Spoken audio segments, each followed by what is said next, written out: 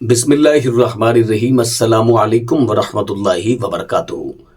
میرے بہت سارے ویورز یہ سوال کرتے تھے کہ اتوار کے حوالے سے کوئی اچھا سا مجرب آزمودہ وظیفہ عمل اسم اعظم بتا دیں۔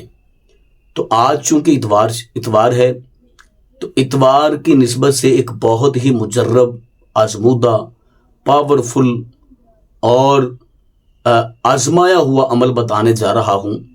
جو لوگ بھی یہ عمل کریں گے ان کو ایک دن کے اندر اس کا رزلٹ سامنے آ جائے گا کہ یہ جو عمل ہے یہ فوری اثر کرتا ہے، فوری کام کرتا ہے اور فوری اپنا اثر دکھاتا ہے، اور انسان خود محسوس کرتا ہے کہ جس مقصد کے لیے میں نے جو عمل کیا ہے وہ میرا مقصد پورا ہونے جا رہا ہے۔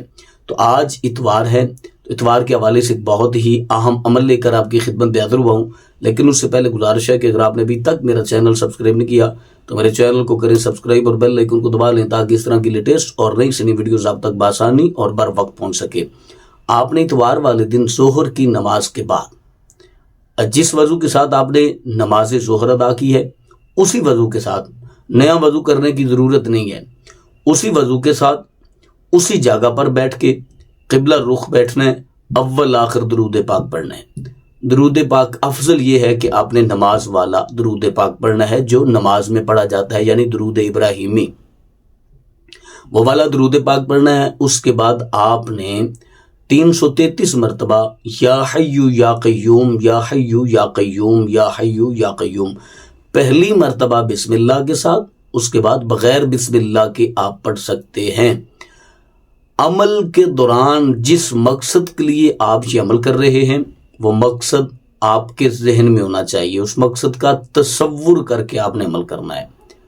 پھر اس کے بعد آپ نے پہلے جو درود پاک پڑھا ہے یعنی درود ابراہیمی، اور جتنی تعداد میں پڑھا ہے اتنی ہی تعداد میں، تعداد کی کوئی پابندی نہیں ہے، تعداد آپ نے طاق پڑھنی ہے، جتنی بھی پڑھ سکتے ہیں۔ اس کے بعد پھر آپ نے پہلے بھی درود پاک پڑھنا ہے، بعد میں بھی درود پاک پڑھنا ہے، سینٹر میں یا حیو یا قیوم کا عمل کرنا ہے۔ اس کے بعد آپ نے جس مقصد کے لیے عمل کیا ہے، جس مقصد کے لیے یہ وظیفہ کیا ہے، تو آپ نے اس کے متعلق دعا کرنی ہے، اللہ کی بارگاہ سے وہ مانگنا ہے، اللہ کی بارگاہ میں سوال کرنا ہے، اللہ کی بارگاہ میں گزارش کرنی ہے۔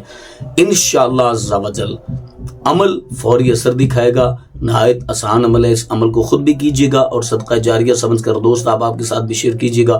اپنا اپنی فیملی کا بہت سارا خیال کیجیے گا۔ اللہ نگہبان۔